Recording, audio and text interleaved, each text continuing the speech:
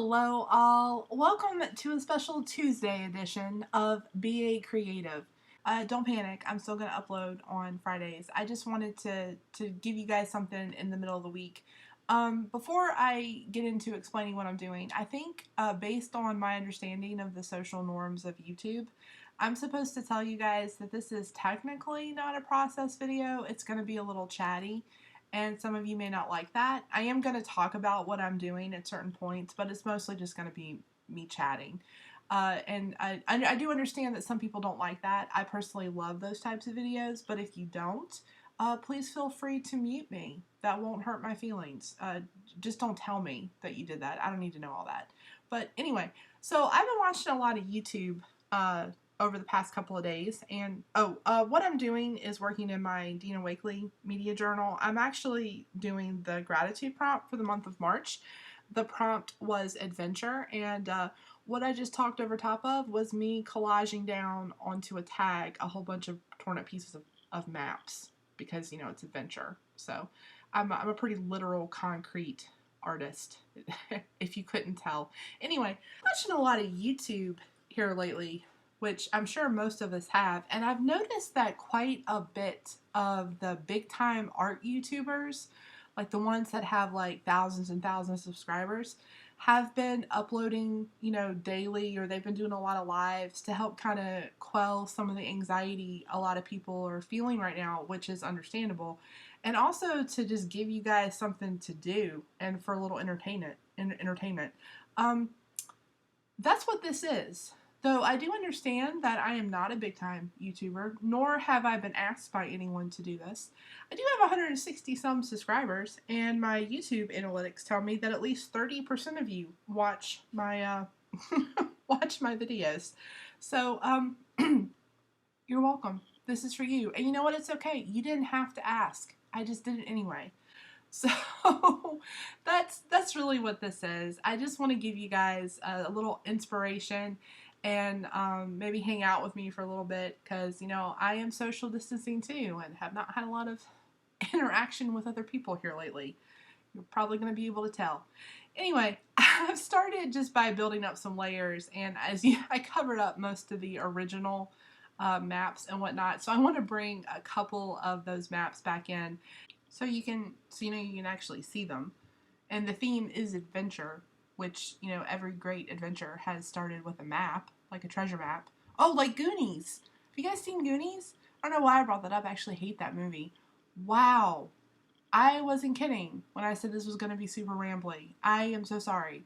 That is iZinc glaze, and it's a new product. I saw Seth Apter demo that at Creativation, and it looked just really freaking cool. It goes over top of like any medium. Of course, he demoed it with all his stuff, and it slightly tints everything, and I was really curious to try it. That's gold. I only got two colors. The first one was iced tea, I think.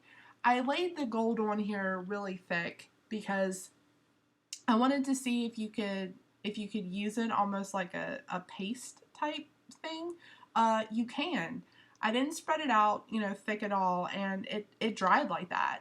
Now I'm using the Dina Wakley gloss sprays basically as an ink pad, and I have a little foam stamp, and I'm trying to add some neutral color in here. I believe that's Night, just to kind of tone the page down a little bit, because it's starting to get away from me.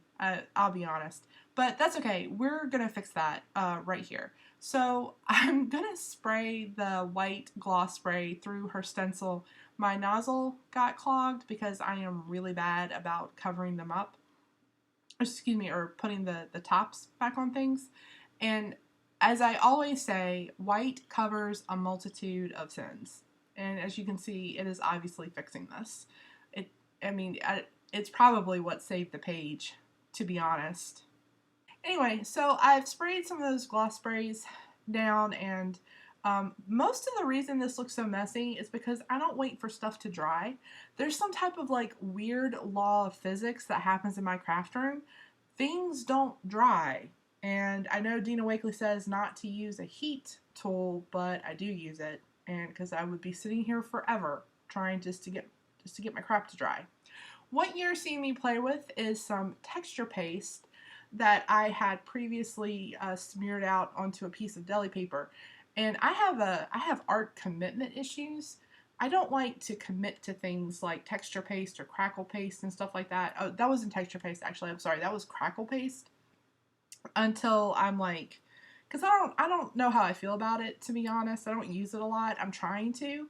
So I will do stuff like that. I will put the crackle paste down on deli paper, tear it up, so then I can kind of play around with where I want it. And it creates really interesting texture and layers.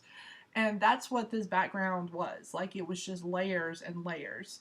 I really enjoy backgrounds like this because I think that I don't know, I just think they're really pretty. It did need some contrasting color, so I have some torn up pieces of gel paper that I'm just trying to randomly stick down where I want it. I don't know. It In the end, it all worked out. I really like pages like this though that people doodle all over, but I would rather die than doodle. Oh my god, I can't stand it. If anybody knows where I could get like some good doodling stamps that make it look like I'm an awesome doodler, let me know in the comments down below. I would love to get some of those because there's just I don't know how bored I would have to be to sit there and doodle all over that. Nope, that is not for Shannon.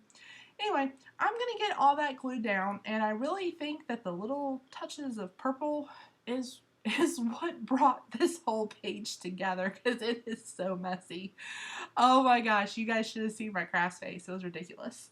So now I'm going to make my focal point, and that is the Fierce stamp that came out in the Dina Wakley new release. And I'm just going to stamp it right over top of that tag because I don't know, I like working on tags. Art journaling is still kind of new to me. I get really intimidated. I don't know, can anybody else kind of identify with that? I get like, the page is so big, I don't know what to do. Oh, that is some Jane Davenport washi tape. That's her eyeball roll. And I'll do that sometimes just to make something a little interesting. And I really like the effect it gives. I'm just stamping out my sentiment now on some Tim Holtz collage paper, and that's the old Dina Wakley stamp set with her funky letters. That's not the name of the stamp set. I don't know. Check the description box below. And I'm just going to stamp it out and then eventually cut it up. It's riveting, right? Riveting entertainment right now.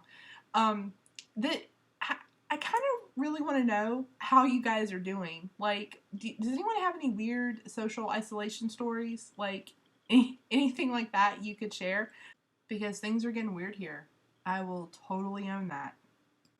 I'm starting to, like, justify stuff. Like, I ate an entire family-sized container of Oreos over a 3-day period just so I could get the packaging that the cookies come in to use on my gel plate. Like...